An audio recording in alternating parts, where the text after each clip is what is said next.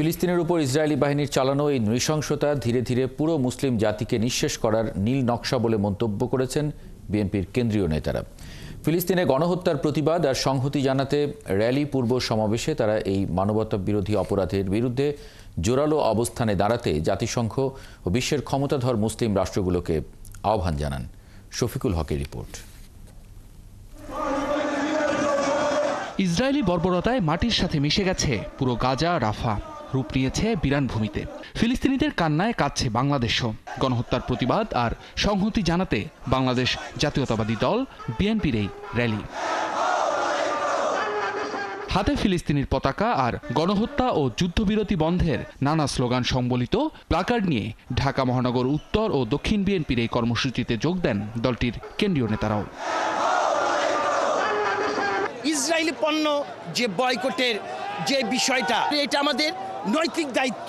বিশ্ব মুসলিম এক হয়ে ইসরায়েলকে ধ্বংস করে দেখ। আমরা আশা করছি মানুষের বিবেক জেগে উঠবে, মানুষের মনুষ্যত্ব ফিরে আসবে এবং মানুষ হবে। র্যালিটি শুরু হয় রাজধানীর নয়াপল্টনে দলের কেন্দ্রীয় কার্যালয়ের সামনে থেকে। কাকরাইল, মালিবাগ ঘুরে মগবাজার ও বাংলা মোটর হয়ে কারওয়ান বাজারে গিয়ে শেষ হয় এই আয়োজন। র্যালির আগে সংক্ষিপ্ত সমাবেশ হয় দলের কেন্দ্রীয় কার্যালয়ের সামনে। ট্রাকের উপর অস্থায়ী মঞ্চে বক্তব্য দেন কেন্দ্রীয় নেতারা। ফিলিস্তিনে যা হচ্ছে এটি মানবতা বিরোধী অপরাধ। এর বিরুদ্ধে পুরো মুসলিম বিশ্বকে এখনই সোচ্চার হওয়ার দাবি জানান তারা। আমরা বিশ্বের সব মুসলিম দেশগুলির প্রতি আহ্বান জানাই, ঐক্যবদ্ধভাবে এর বিরুদ্ধে প্রতিবাদ জানানো দরকার। মুসলিম বিশ্বের যেটা বিভক্তির কারণে ইসরায়েলের ফিলিস্তিনিদের উপর বেশি মাত্রায় নৃশংসভাবে করছে। এই মানবতা বিরোধী অপরাধে এখানে দেখা যায় শুধু জগন্নাথ জাতিসংঘ সভায় কারো কোনো কার্যকরী ভূমিকা। বিগত সরকারের সঙ্গে ইসরায়েলের সখ্যতা উঠে আসে কেন্দ্রীয় নেতাদের বক্তব্যে।